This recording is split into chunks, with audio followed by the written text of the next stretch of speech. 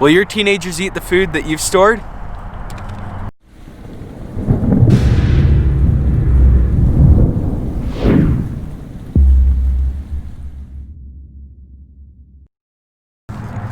I'm Sam. I'm Christy. I'm Kenny. And I'm Ben. And we're the Provident Preppers. We as teenagers love food like this, however, it's not always going to be available.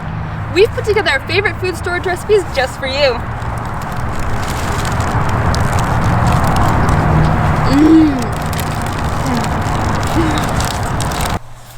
One of the best food storage meals is one that you don't have to do much to work for. You just kind of open the can and dump it out. And that's pretty much it.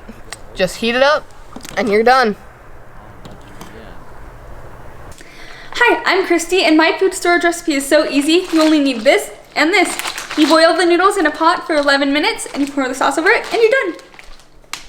Not bad for food storage. Looks delicious. Hi, I'm Kenny. Pizza Factory breadsticks are one of my favorite food storage recipes. All it takes is bread flour, Parmesan cheese, honey or sugar, garlic salt, yeast, salt, butter or olive oil, and warm water. So you cut the bread dough into 1-inch strips, and then you twist them like so, and stick them on the pan. Yeah.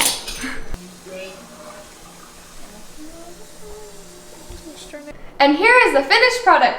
Delicious breadsticks. Hey! Well, there it is.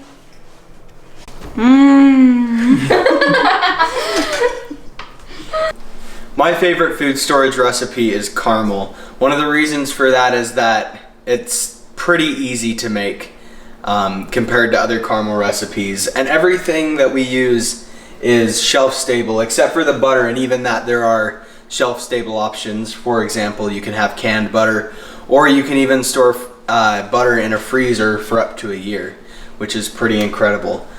I learned how to make this recipe searching for a way to apologize to somebody, and from there it just took off, and it's been a very valuable skill to have.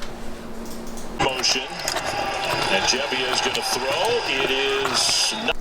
Even in the middle of a disaster, with a few simple ingredients, you can make a comfort food like this. And today, we would like to introduce a special guest, Natalie, from Daddy-Daughter Disaster Preparedness. Her and her dad create all kinds of really fun videos, so we invite you to go check out Daddy-Daughter Disaster Preparedness. And now let's see what Natalie does to make a wonderful dessert out of basic food storage.